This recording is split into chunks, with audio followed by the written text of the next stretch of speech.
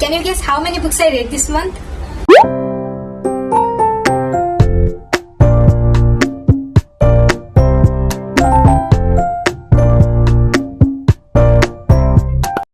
Hey book lovers, welcome back to my channel The Book Diary, and it's time for my April reading wrap up. And let me tell you guys, this month was a wild ride through pages and plots. I read 5 books, and from twisty thrillers to ultimate drama, and I can't wait to share them with you guys. So make yourself comfortable, hit that subscribe button, and let's dive into the books I read this month. So April was a solid reading month for me. I read total 5 ebooks, and few of them I really wanted to buy, but then I decided let's go for the PDF ones because I barely left any space in my bookshelf. Before we get into the details, let me know in the comment section how many books you have read this month and what are your favorites, and stick around because everything is going to be spoiler free. First up, I read Disservemenr, a horror story by Krol, and it is a gripping psychological horror story. And how come people don't talk about this book? Like, literally no one is talking about this book. I got this recommendation of this book from one of my favorite booktuber, and I am glad that I decided to read this book. So the story follows Tyler, who receives a mysterious letter from someone who claims to be his stepfather, and that pulled him back into the nightmare of his ugly past. Oh my gosh, this book is such insane, guys. Like, this is a body horror mixed with psychological dread and side of family trauma. The things that are happening in this book is so dark and so creepy, and this is not for someone who has a fragile heart.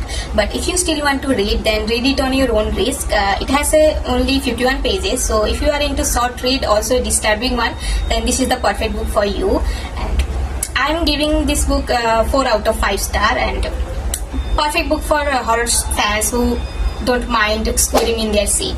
Next, I dove into the book The Boyfriend by Freida McFadden, and it is a psychological thriller book that's about 370 pages. And this is my 5th book by Freida, and you can certainly say that I love Freida when it comes to thriller books. And it is one of her new releases. It got published around back in October 2024, if I remember correctly.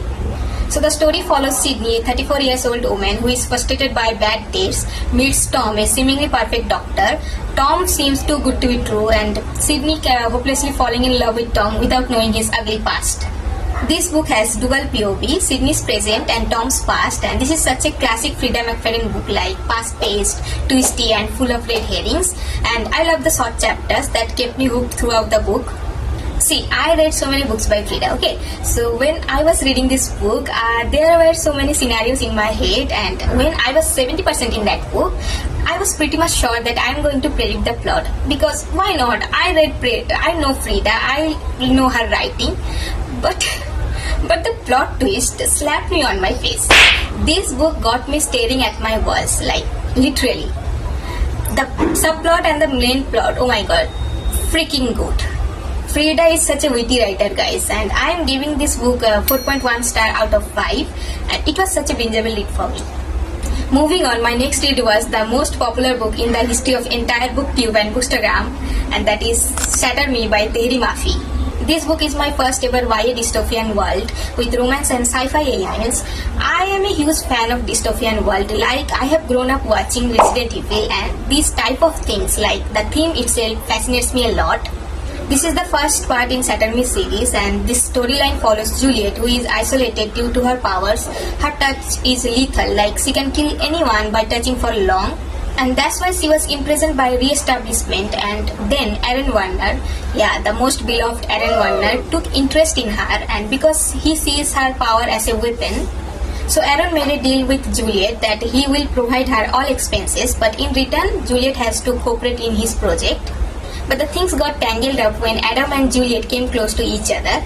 Adam was a private ally under Aaron Warner, and Adam and Juliet known each other from their childhood. I personally liked Adam's character more in the first part because he was such a sweetheart.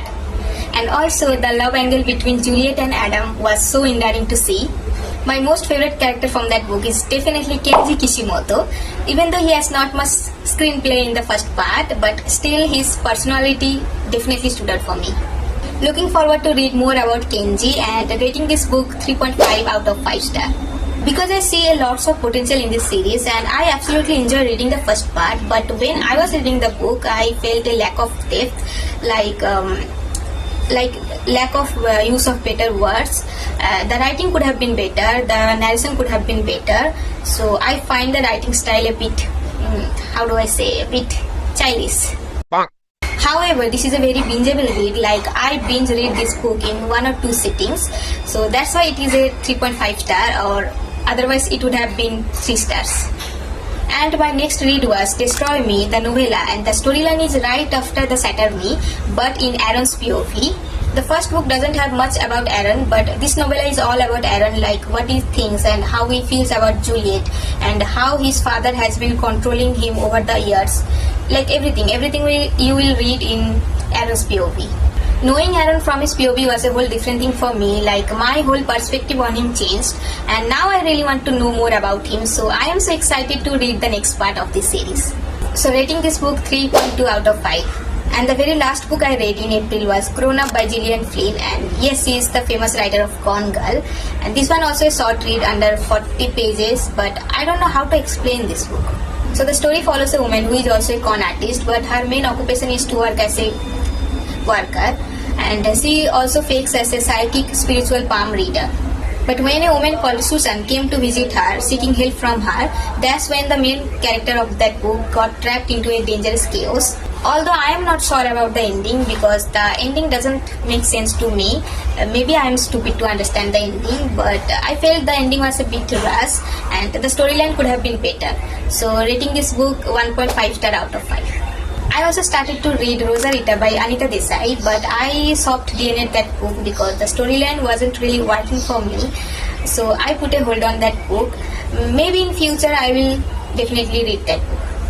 Alright, it's time for wrap up to this video, and I hope you found this video helpful. And if you enjoyed watching this video, then do consider subscribing to my channel, and don't forget to like, comment and share. And stay tuned for more bookish contents like this. Thanks for watching, and I will see you in my next video.